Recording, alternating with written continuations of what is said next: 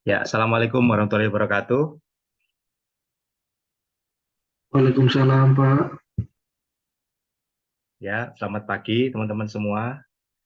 Kita akan berjumpa dalam kuliah pengenalan minggu 1, struktur dan konstruksi 1 ya, teman-teman. Jadi akan saya tampilkan nanti slide untuk eh, SK1.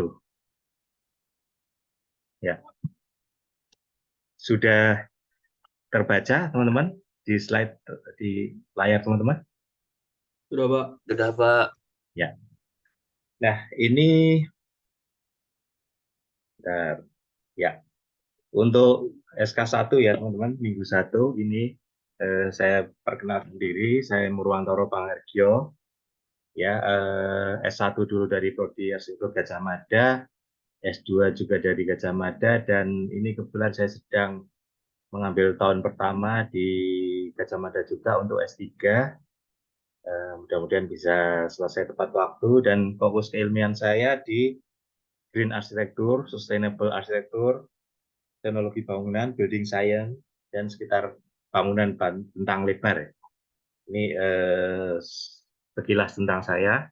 Teman-teman nanti kalau misalnya TA, kebetulan ada yang memiliki concern keilmuan bidang itu, nanti bisa, mungkin kita bisa eh, saling bekerja sama ya, mungkin saya bisa membantu teman-teman. Nah, kembali ke SK1, ini apa yang dipelajari di SK1. Jadi, di struktur dan konstruksi 1 ini kita mempelajari dan mendalami tentang karakteristik varian bahan bangunan dan sistem struktur pada landasan, naungan, dan tegakan yang dapat diterapkan dalam konteks kerangka dasar dan proses perancangan arsitektur. Jadi, teman-teman nanti akan belajar tentang varian bahan bangunan dalam konteks landasan, naungan, dan tegakan, dan juga dalam nanti aplikasinya dalam perancangan arsitektur, karena kita melihat struktur ini sesuai dengan prodi kita ya di arsitektur. Nah, pada mata kuliah ini mahasiswa dilatih untuk memahami dan mengembangkan sistem struktur yang tidak hanya digunakan dalam fungsinya untuk struktural. Ya, ini bedanya tinjauan ketika kita di prodi arsitektur, kita garis bawahnya juga adalah memahami sistem dan memahami karakteristik bahannya dan kaitannya dengan fungsi estetika ya. Pada desain bangunan ini di prodi kita menjadi penting ya. Kalau misalnya di prodi lain mungkin seperti di sipil itu titik beratnya pada perhitungan strukturnya, pada eh, bahan dan pada kekuatannya. Sedangkan di kita justru yang penting adalah estetikanya. Tapi kita harus memahami logika dasar dan karakteristik dari eh, struktur itu sendiri. Nah, untuk bobot penilaian ini teman-teman kita ada UTS dan UAS masing-masing 15%, ya seperti biasa, dan tugas mingguan ada 60%, dan tugas besar nanti ada 10%. Jadi nanti yang nilai akhir yang teman-teman dapat itu adalah semua dari ini ya, dari komposisi ini. Jadi nanti tinggal teman-teman kalau ada yang kurang sesuai nanti bisa mencocokkan saja. Nah, ini bagian dosen pengampu untuk sistem struktur saya ada di kelas D ya. Untuk capaian prodi ini kita ada capaian pembelajaran prodi program studi yang S9 menunjukkan sikap bertanggung jawab atas pekerjaan di bidang kearsitekturan. P10 memahami pengetahuan teknis struktur, bahan, dan konstruksi. P11 memahami proses desain, teknis, dan integrasi struktur, teknologi konstruksi, dan sistem utilitas menjadi kesatuan fungsional yang efektif. P12 memahami peran dokumentasi teknis dan spesifikasi dalam pelaksanaan desain dan proses konstruksi, perencanaan biaya, dan kontrol. Kemudian ada KK5, mampu menyajikan beberapa alternatif rancangan dan membuat keputusan pilihan berdasarkan pertimbangan keilmuan arsitektur, keberlanjutan lingkungan, persyaratan teknis bangunan, tuntutan keamanan dan kenyamanan bangunan. Dan KK8 mampu menyelesaikan permasalahan struktur, konstruksi, dan rekayasa bangunan yang berkaitan dengan perencanaan bangunan gedung. Berikutnya, untuk capaian pembelajaran mata kuliah, M1 itu mahasiswa mampu mengenali varian sistem struktur bangunan. Kemudian M2, mahasiswa mampu memahami tentang material dan elemen struktur serta non-struktur pada bangunan-bangunan sederhana tidak bertingkat. Kemudian yang ketiga, M3, mahasiswa mampu mengaplikasikan rancangan sistem struktur sederhana dalam konteks landasan, tegakan, dan naungan pada rancangan sistem struktur bangunan sederhana tidak bertingkat. Dan yang terakhir, diharapkan mahasiswa mampu mengaplikasikan rancangan sistem utilitas sederhana, sanitasi, drainase, dan elektrikal pada rancangan sistem struktur bangunan sederhana tidak bertingkat. Kemudian untuk timeline, ini yang akan kita laksanakan dalam satu semester ini. Minggu 1 kita perkenalan, kemudian pada minggu kedua, minggu ketiga dan minggu keempat kita akan membahas material bambu. Ya, ini tetap dalam konteksnya struktur bangunan sederhana satu lantai dengan bahan bakunya material bambu dari fondasi sampai atap. Kemudian minggu kelima, 6, dan 7 kita akan bahas material kayu ya untuk konteksnya struktur bangunan sederhana satu lantai dari fondasi sampai atap. Setelah minggu 7 kita akan laksanakan UTS. Kemudian minggu 8 sampai dengan minggu 14, kita akan membahas struktur bangunan sederhana satu lantai dengan bahan baku, beton, dan baja. Setelah itu kita akan melakukan UAS. Begitu untuk timeline. Nah, kemudian kita mulai dengan bahan bangunan. Ini kita akan membahas bambu, kayu, beton, dan baja. Ya, jadi 4 bahan ini. Yang kita mulai dari bambu dulu. Jadi bambu ini adalah dari kuliah tamu Pak Ketut Artana ini mengambil nilai luhur arsitektur Bali, material bambu dieksplorasi dalam desain arsitektural yang mencoba menghadirkan kembali makna hubungan antara Tuhan, manusia, dan alam. Jadi nanti kalau misalnya desainnya itu secara simbolik bisa menggambarkan itu ya, alam, manusia, dan Tuhan itu akan lebih bagus. Jadi tidak hanya sekedar fungsional saja ya. Dan dari KBBI itu bambu merupakan tumbuhan berumpun, berakar serabut, yang batangnya bulat, berongga, beruas, keras, dan tingginya antara 10-20 meter, digunakan sebagai bahan bangunan rumah dan perabot rumah tangga. Ya, ada buluh, ada alur ya. Ini keterangan dari KBBI. Nah, ini beberapa desain yang secara estetis masih cukup menarik ya yang digunakan dengan bambu. Dan mungkin memang kita kalau misalnya secara diterjemahkan secara pragmatis, mungkin bambu secara durability itu kurang begitu kurang begitu menjanjikan ya. Tapi kemudian dengan kita dengan pengolahan dan dengan zat kimia dan dengan efek tertentu kita bisa meningkatkan kekuatan dan juga durabilitas dari umur bambu itu sendiri, teman-teman. Jadi ini bisa masih menjanjikan ya, dengan pengolahan yang baik itu masih menjanjikan untuk membuat konstruksi bambu yang menarik ya, seperti ini ya, kurang lebihnya seperti ini. Karena bambu itu juga memiliki kekuatan tarik yang cukup baik ya, kekuatan tarik yang cukup baik sehingga dia bisa teman-teman gunakan untuk terutama untuk menahan yang bentang lebar untuk menyelesaikan konstruksi bangunan struktur-struktur yang bentang lebar. Nah, ini cuman tantangannya itu adalah pada durabilitas, pada kita yang ada di iklim tropis, kemudian serangga ya, tantangannya di situ. Nah, mungkin beberapa teknik dalam bambu itu adalah dengan tidak melubangi bambu ya, teman-teman ya. Jadi tidak memakai paku gitu ya, dalam penyambungannya cukup memakai tali saja ya, atau tali ijuk gitu. Nah, ini beberapa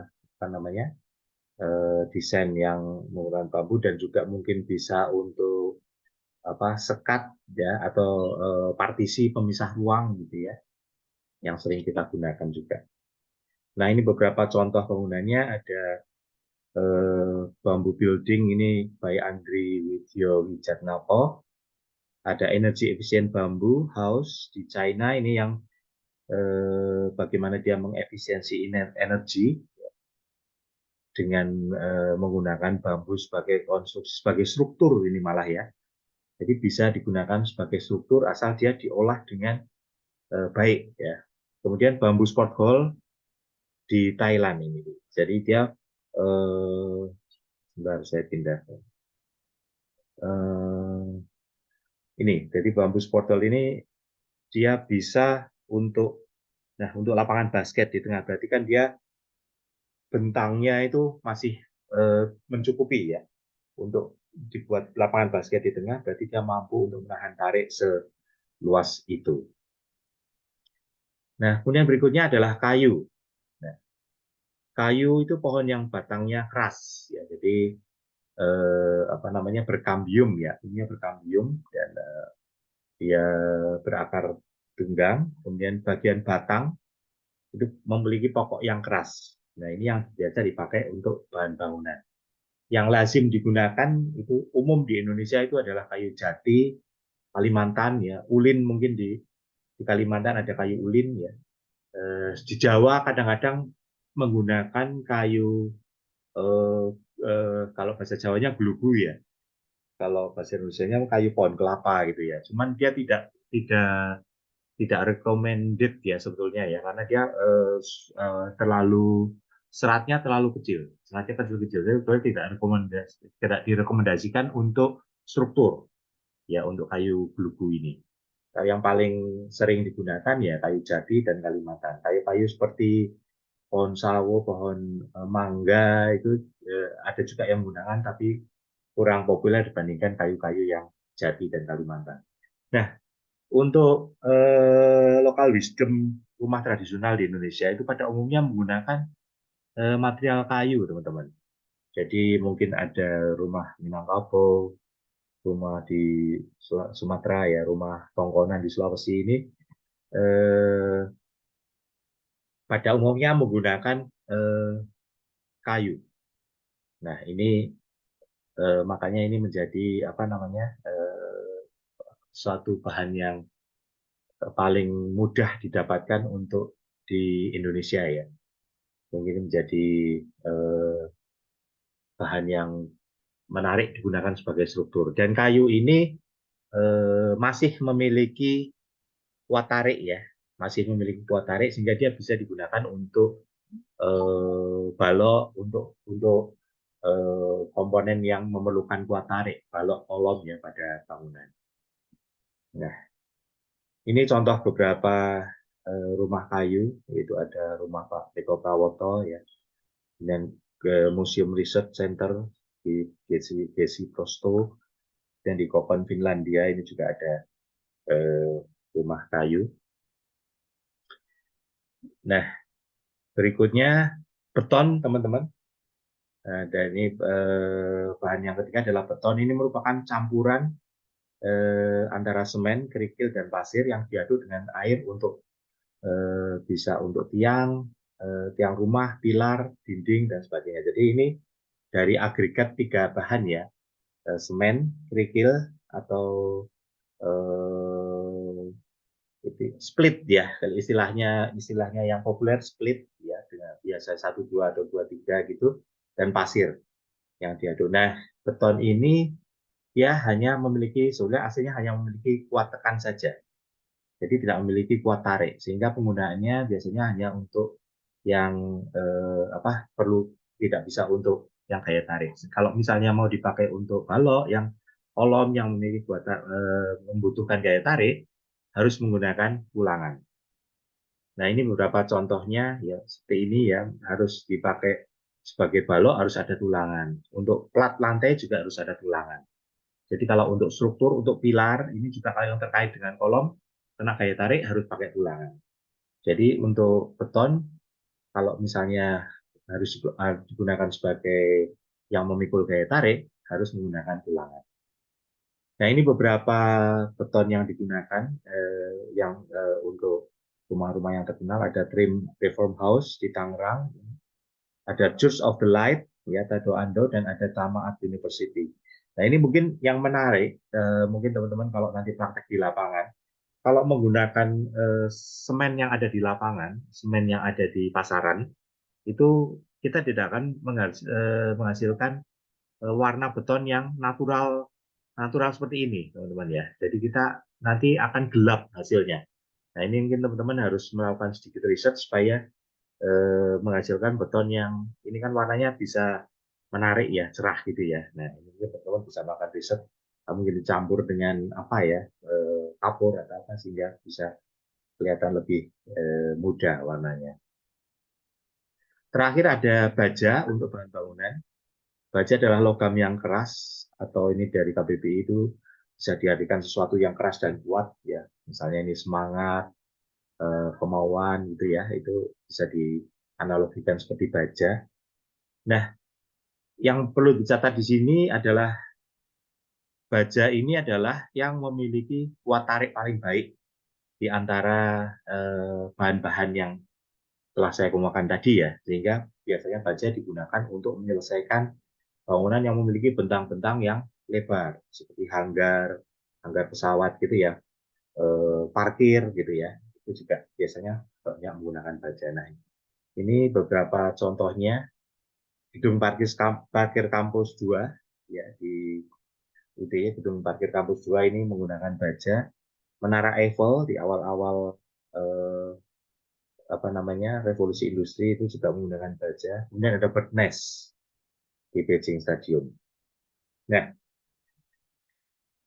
berikutnya sekalian ini tentang struktur ya, definisinya tentang struktur yaitu cara sesuatu disusun atau dibangun. Bisa berarti susunan, bisa berarti bangunan.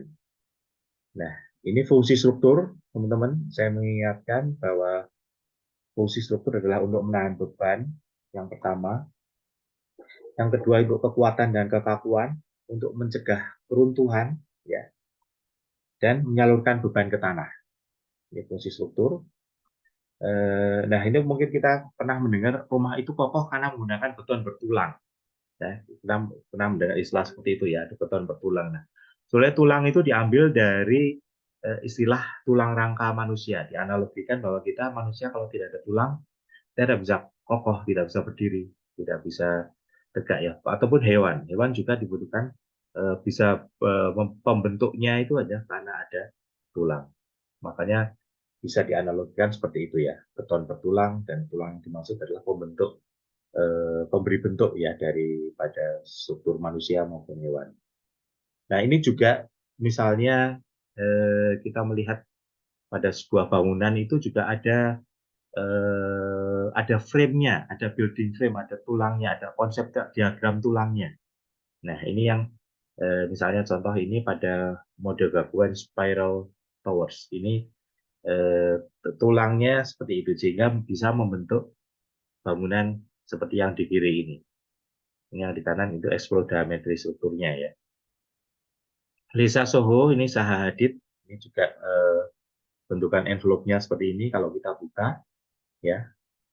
Nah, ini kemudian Capital Gate Town ya, yang ada di tower di Dubai ya. Ini ada core di tengah ya, walaupun ini bentuknya apa namanya melengkung gitulah, tapi sebetulnya ini ada core yang lurus ke atas di tengah yang digunakan untuk lift. Nah, bentuk dan struktur dalam arsitektur, nah ini bentuk dan gaya arsitektur selalu berhubungan erat dengan cara konstruksi dan bangunan yang berlaku pada zaman itu menurut Heilsbricht ya. Kemudian ada Vitruvius, Venustas, Firmitas, Utilitas, ya mungkin masih ingat keindahan, kekuatan, dan fungsi ya, utilitas. Nah, ini akan dipelajari lebih lanjut nanti di mata kuliah. Nah, kemudian hubungan bentuk dan struktur dalam arsitektur. Yang di kiri ini adalah dominasi struktur secara penuh ya, pada bentuk, ini menara Eiffel. Kemudian yang di kanan itu struktur tidak menentukan bentuk pada pengolahan estetikanya. Jadi nanti ada semacam kulit bangunan, ada yang menentukan jadi membuat bentuk lebih lanjut ya. Nah ini contoh struktur sebagai arsitektur, menentukan sistem struktur dan konstruksi ya. Jadi fungsi menentukan sistem struktur dan konstruksi. Sistem konstruksi ini yang menentukan bentuk bangunan. Jadi contoh ini Parthenon, ya. Parthenon itu pilar-pilarnya itu kan kolom-kolomnya sangat menentukan bentuk dari Parthenonnya itu sendiri. Candi Prambanan juga bagaimana batu-batunya, relief batunya itu ya, bentuk batunya sangat menentukan bentuk dari candi itu sendiri. Itu sebagai yang struktur sebagai arsitektur. Iglo ya teman-teman ya. Iglo juga bentuknya akan membentuk bangunan. Kemudian Munich Olympic ya. Kemudian ini juga struktur tenda yang sangat kuat ya membentuk Munich Olympic. Kemudian rumah adat Baruniang ini salah satu local wisdom di Wairebo Flores. Ini strukturnya bentuk kerucut ini ya dari bambu dan ada beberapa tiga empat lantai lingkaran yang semakin mengecil ke atasnya. Bird nest ini dari baja ya itu yang Santiago Calatrava ini yang baja tarik ya ditarik dengan tali. Kemudian ini Standard Bank Center yang kayak apa overhang strukturnya ya kelihatan sekali. Nah ada juga yang struktur sebagai pendukung. Kalau sebagai pendukung ini ada kulitnya lagi ya, jadi penentu apa namanya, penentunya adalah bentuk kulit terluarnya, penentu bangunannya, bukan strukturnya. Seperti di Guggenheim, ini yang ada lingkarannya itu sangat menentukan bentuknya, lingkaran-lingkaran terluar. Kemudian Falling Water dan Johnson Wax ini bentuknya sudah berbeda dengan strukturnya tidak terlihat, gitu ya. Ini di Dancing House, Cleveland Clinic, ini strukturnya tidak terlihat. Denver Art, terakhir ini ada overhang yang sangat panjang. Nah, itulah mungkin teman-teman yang, nah ini Denver Art-nya ya. Ya, di dalamnya seperti itu, ini ada overhang yang sangat panjang, tentu saja strukturnya berbeda dengan apa yang terlihat dari luar. Ya, arsitek tidak diharapkan untuk menghitung besar beban ya teman-teman ya, tapi dia lebih diharapkan untuk menentukan sistem struktur yang sesuai. Ya, jadi teman-teman tidak dalam konteks untuk menghitung besar beban struktur. Ya, kita juga melihat struktur sebagai landasan, tegakan, dan naungan ya teman-teman ya, untuk memudahkan. Jadi untuk memudahkan kita membagi menjadi landasan, tegakan, dan naungan. Ini pada bangunan kita sekarang ada landasan, ada tegakan, dan ada naungan. Ya, slope, fondasi, balok kolom, dan rangka atap di naungan. Oke teman-teman, itu mungkin yang ingin saya sampaikan pada pagi ini. Silakan kalau ada diskusi, monggo saya persilakan. Bertanya, Pak. Ya, silakan, Mas. Ya, Mas Rofik, silakan, Mas. Ya, Pak. Sebelumnya terima kasih atas kesempatannya. Eh, saya ingin bertanya terkait tentang struktur juga, Pak, dan material. Nah, akhir-akhir ini kan eh, apa dulu eh, ancaman tentang global warming, Pak. Global warming yang ekstrim, sehingganya di dunia arsitektur itu sendiri eh, membangun sebuah bangunan dengan konsep green arsitektur menjadi satu tuntutan seperti itu. Nah, kira-kira menurut Bapak kombinasi material kombinasi material yang eh, bisa mengatasi problem dari global warming ini, Pak, selain dari misalnya bentuknya atau pola ruangnya gitu. Dari sisi materialnya itu sendiri kira-kira seperti apa gitu, atau pilihan material terbaik gitu, Pak, untuk Oke, menghadapi ancaman global warming itu. terima kasih, Mas Rofik. Ini kebetulan saya Pak. sedikit banyak apa belajar tentang ini. Jadi kalau kita belajar green arsitektur, kita akan selalu sebenarnya akan kembalikan kepada parameter green. Parameter green itu apa ya? Itu sudah ada. Jadi misalnya sebetulnya mungkin kalau dibukakan tidak sempat waktunya ya, cuman ada beberapa parameter green itu yang nanti kalau kita disertifikasi itu di GPCI itu nanti ada keluar platinum, gold, ya, silver gitu. Jadi ada untuk apa? Ada sertifikasi khusus untuk bangunan green. Ya, cuman kalau ini kaitannya khusus mengenai struktur, jadi struktur yang green dan yang sustainable itu yang seperti apa sih struktur yang green dan sustainable itu harus dikaitkan dengan bagaimana dia tidak sustainable itu harus bisa salah satunya adalah memenuhi kebutuhan sekarang tetapi tidak mengambil hak dari anak cucu kita. Jadi bagaimana kita bisa mensustainkan bahan sumber daya alam yang ada. Nah, oleh karena itu maka sebaiknya kita menggunakan yang tidak habis pakai. Misalnya seperti kayu, ya, bambu, itu adalah struktur-struktur yang green karena bisa kita remajakan. Nah, itu jadi dengan aturan yang ketat ya, misalnya kita punya perhutani, punya apa sehingga kita berapa tahun kita panen gitu ya. Ya itu seperti itu. Nah, misalnya tidak terlalu membebani lingkungan. Misalnya kalau misalnya kayak beton itu kan dia lebih berat ya.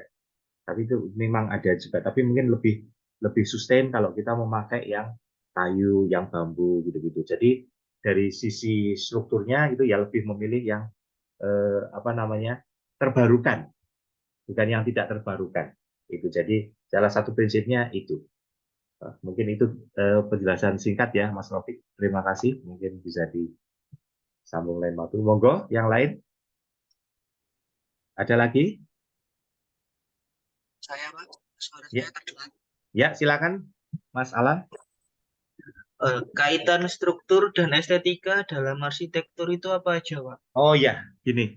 Jadi mungkin ini satu hal yang saya pesankan ke teman-teman. Jadi kaitannya ketika yang setelah kita biasanya belajar struktur, kita akan seringnya kita itu terbatas apa namanya desain kita menjadi kotak-kotak gitu ya. Kita menjadi takut mendesain yang lebih apa lebih advance gitulah. Nah itu kita dalam hal ini kita harus mengikuti ini ya, mengikuti apa namanya harus kita mengedepankan estetika ya. Jadi kita jangan takut untuk di dalam apa namanya di dalam mengembangkan estetikanya. Kita jangan takut. Jadi tetap kita sebagai arsitektur itu harus dikontekskan di dalam kita melakukan apa tadi inovasi dan kreativitas itu tetap menjadi yang utama.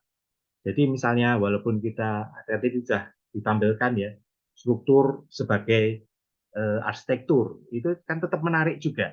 Jadi tetap bagaimana kita tetap membuat apa kreasi yang tidak membosankan.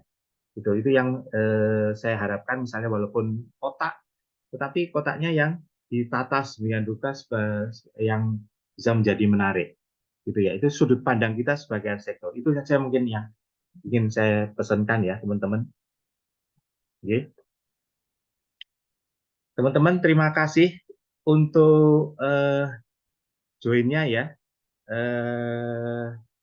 Untuk pagi ini mungkin sesi bisa saya akhiri. Terima kasih untuk bisa ketemu untuk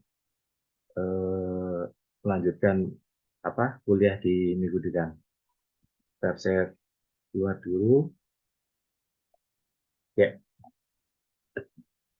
terima kasih untuk apa set kuliah pagi ini. Saya akhiri sampai di sini. Saya tutup. Selamat pagi. Assalamualaikum warahmatullahi wabarakatuh. Waalaikumsalam warahmatullahi wabarakatuh. Waalaikumsalam warahmatullahi wabarakatuh. Terima kasih, Pak. Ya, terima kasih. Terima kasih, Pak.